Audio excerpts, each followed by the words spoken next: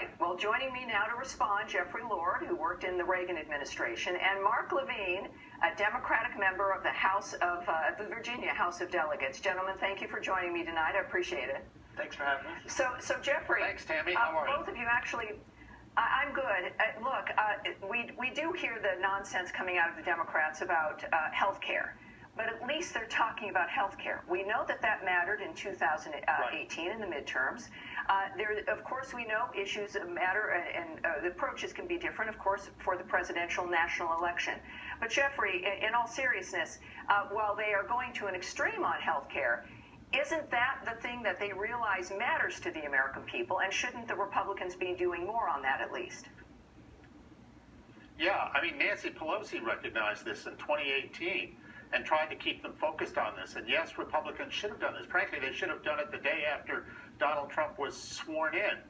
But that said, what these people on the far left, the squad and all of this, are doing is redefining the 2020 election campaign as Keep America Great versus Hate America First.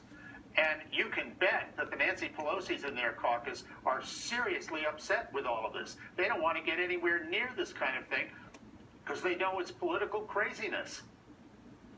Yeah, I'll tell you, Mark, and we saw this leading up to the Trump rally. We saw the Speaker of the House try to distance herself with those four freshmen, and she did an effective job. Representative Clay joined in and was moving them away as well. They know, we've seen through at least one internal Democratic poll leaked to Axios, that they are toxic. The talk of socialism is toxic for the Democrats with Trump swing voters.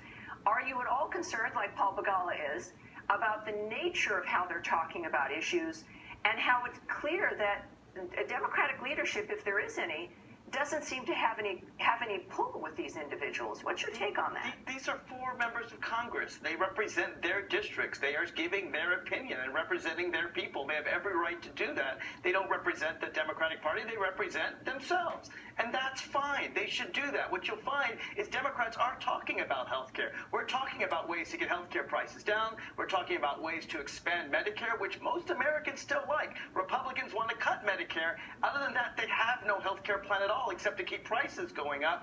These are issues that Americans care about. And Donald Trump, rather than focusing on issues, is just trying to be as racist as he can possibly be. He's not attacking AOC on what she says. He's saying, send her back to where she came from, including these people, these members of Congress who were born in the United States, who had family here longer than Donald Trump had here.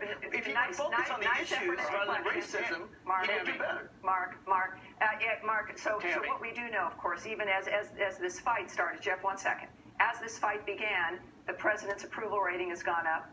There is clearly still an issue that exists when it comes to how these women are handling their job, and they're there to represent and to work as a group, right? You're supposed to work with people. If you wanted to just be speaking for yourself, maybe you would run for a local city council and have that influence. So, Jeffrey, what's your response to that kind of my response is that this.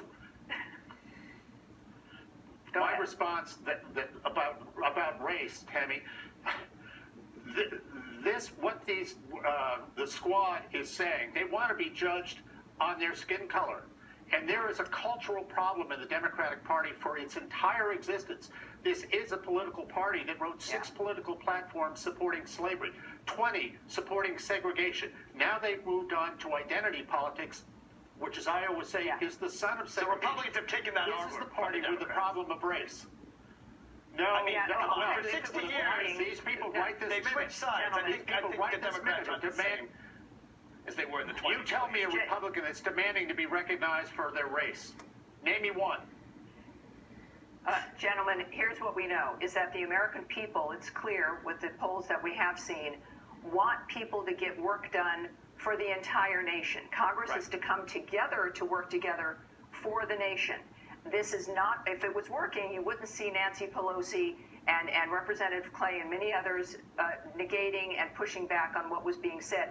Clearly, it's going to be a problem for 2020, not just for the presidency, but for the House of Representatives. Some of the whisper is that they could lose the House of Representatives. Mark, are you not worried about that at all?